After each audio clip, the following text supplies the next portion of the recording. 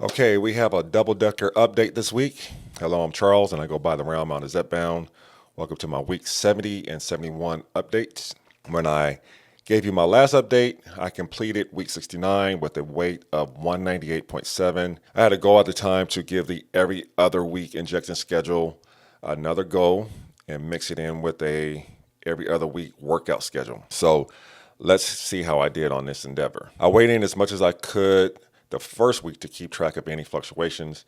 I weighed in on Saturday, the 10th at 199.1 with an 18.9% body fat percentage, and on Sunday followed that up with a weigh in of 197.4 with a body fat percentage of 18.8%. Surprisingly, that was a big drop from Saturday to Sunday. I even went to a food festival that Saturday and enjoyed some food, some sweet treats while listening to some live music and just enjoying being outside.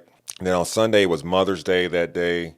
So I made breakfast for my wife, which, I ate. And later on, she wanted to go out to eat for dinner. So I let her pick the spot, and she chose Lolo's Chicken and Waffles. And I had the 3 wings plate with a whole waffle. I was able to finish all of that without any issue. So again, I was a little bit surprised with Monday's weigh-in. I hit the scale at 197 even, with a body fat percentage of 18.7%. That morning, I did have a follow-up appointment with my local primary care provider to discuss a few things and also follow up on my blood work that she ordered. It was just a standard follow-up appointment. They took my weight, and I weighed in at 199 even, fully dressed. I can't remember the last time that has ever happened, if ever. Now, if you remember a few weeks back, I mentioned that my absolute lymphocytes were extremely low. They were at 676, which was below the 850 minimum reference range and well below the 1800 that I had on my previous blood work. I had spoken to my oncologist at the time about it because I was wondering if the radiation treatment had caused the drop, because there's some stuff online that says that it can. She was adamant that it hadn't, but everything that I had read said that it is a cause. And also my primary believes that this is the result of the radiation and ordered another CBC for me to take during the first week of June. She says the number shows an increase. We are good, but overall believes things are good because my red and white blood counts were well within range. So she thinks this is just a result of the radiation treatment and they should rebound.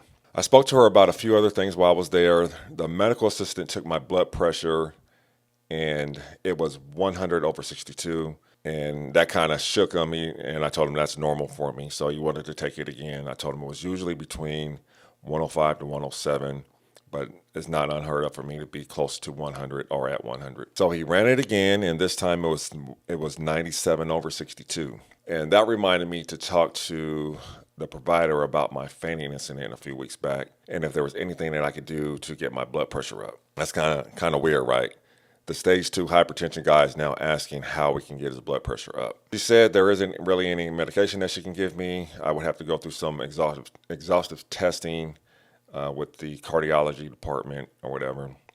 However, she stated that the combination of my GLP-1 and my working out is likely the culprit, but it's still within the normal range. She stated it would be concerning if my blood pressure was low and I had a very elevated heart rate. But as long as I'm above 90 systolic and 60 dystolic, then I am within a normal blood pressure range still. She cautioned me about getting up too fast so my blood pressure would have a moment to equalize. Stuff that I have already mentioned that I was already trying to do and work on. Oftentimes I just jump up, and that can lead to the lightheadedness. Now, I did talk to her about my doses at Zepbound and my schedule. I expressed that I didn't want to lose any more weight, and I wanted to go to an every other week schedule again.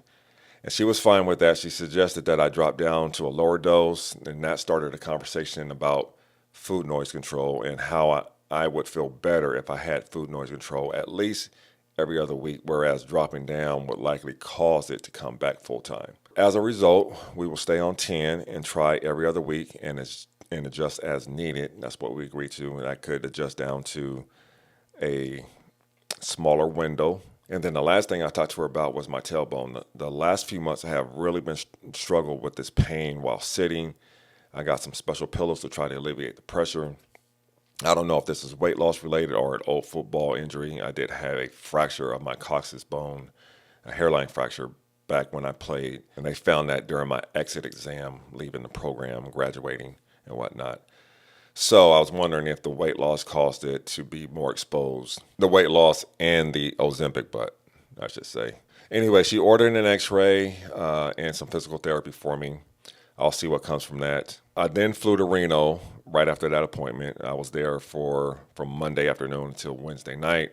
So that meant eating out every meal. I did try to get up and get a workout in, but I was unsuccessful in that regard. But obviously no weigh-ins on Tuesday and Wednesday because I was not at home.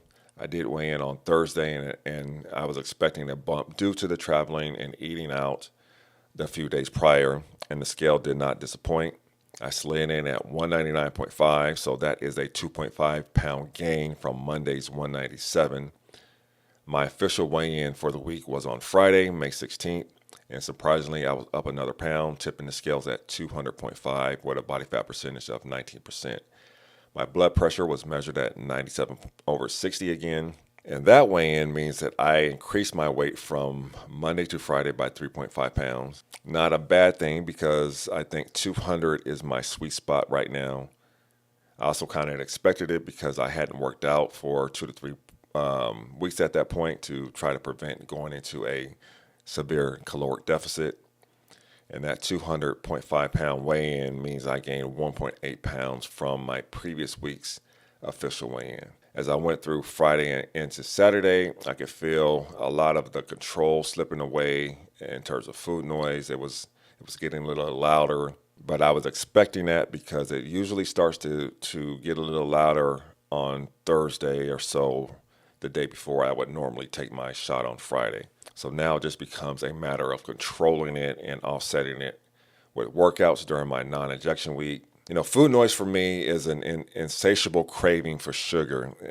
If I am full, I still want something sweet. A whole lot of something sweet, I should say. Candies, pastries, cookies, whatever I can get my hands on. And if I'm not full, that means that I'm making all the wrong food choices. Instead of eating a meal, a high protein meal, I replace that meal with junk food. Left unencumbered, of course, my food noise or sweets craving can just get out of control. This addiction or hormonal chemical imbalance is why I do not see myself ever giving up on this medication. It regulates that imbalance and silences our dose to food noise. So back to the update.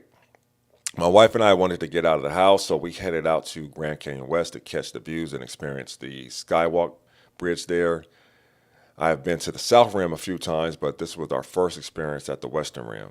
And what absolutely amazing views. If you ever get the opportunity, I would recommend getting to Grand Canyon West. Now, what's different about Grand Canyon West, it is not controlled by the national parks. It is controlled by Hualapai tribe.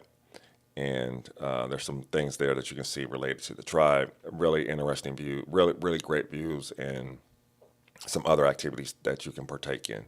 And of course, I'm a guy that loves facts, and one fact stuck out to me. The Skywalk is built to withstand 90 plus mile per hour winds. It can hold the weight of 71 fully loaded 747 passenger jets stacked on top of each other.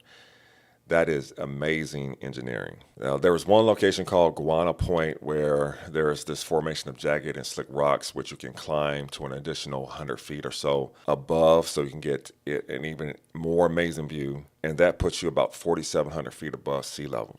I climbed it with no issue. I told my wife as we came down that if this was a year and a half ago, this would have been something that she would have done on her own, because I would have sat at the bottom, because I would have been worried about my weight, my conditioning, and causing issues with my back and hip. I would have completely missed out on this amazing experience. Like I had missed out on so many others before this. So like Snoop said, I want to thank me, plus this GOP1. I'm out here living and not just being alive. Now, my aim was to work out on Sunday morning to start my non-injection week, but I unexpectedly had to send my wife to Portland on Sunday morning, so I had to get up and take her to the airport. I instead took the day and rested a bit and took a nap. So because of the trip on Saturday and because of Sunday, I did not do any weigh-ins on Saturday or Sunday. I did get up on Monday and headed to the gym before work to make up a bit for Sunday. I wanted to try to ensure that I got 3 workouts in this week. So I was able to get a work in on Tuesday night as well, riding the bike. And on Thursday morning, I went to the gym and just did some cardio. I didn't do any weigh-ins for the week due to my fight. I had a fight with constipation that followed me the entire week. I did not feel that weigh-ins while being backed up would be productive. It wouldn't really tell me anything. But I still had to do my official weigh-in on Friday. Now, one thing that I have learned is that 14 days right now is just entirely too long for me. I think 10 days might be the right mix for me at this point. The sugar cravings just seem to get louder and louder. I wanted to stop at the store and get some Hostess crumb cakes or some donuts or some candy. And that noise really got turned up around day 10 or 11, so I think 10 might be the absolute limit for me right now. And maybe 10 days might be too long as well.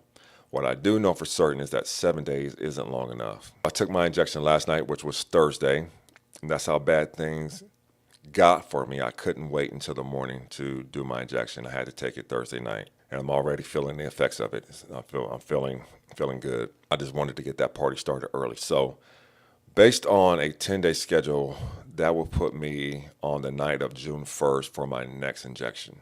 I also need to hit a rhythm with my workout schedule again. I think the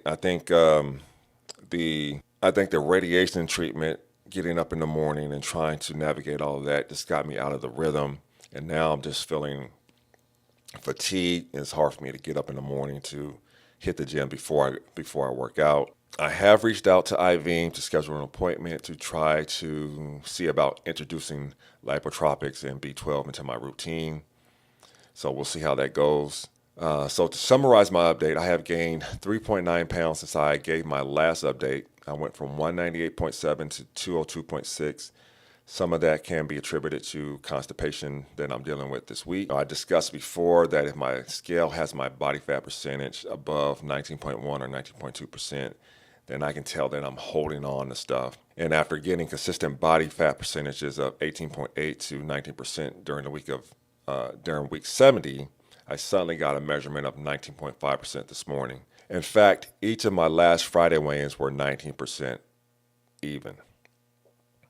So today's weigh-in is taken with a grain of salt. I believe that I have gained just not 2.1 pounds this week and not 3.9 pounds since I gave my last update 2 weeks ago.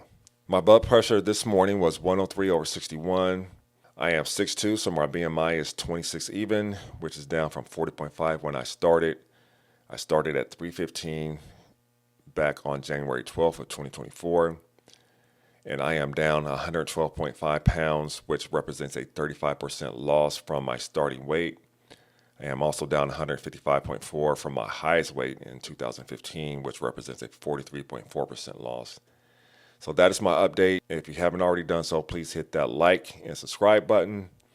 As always, I will see you in the comments, and I will give you a new update in 2 weeks. I hope you all have a great weekend.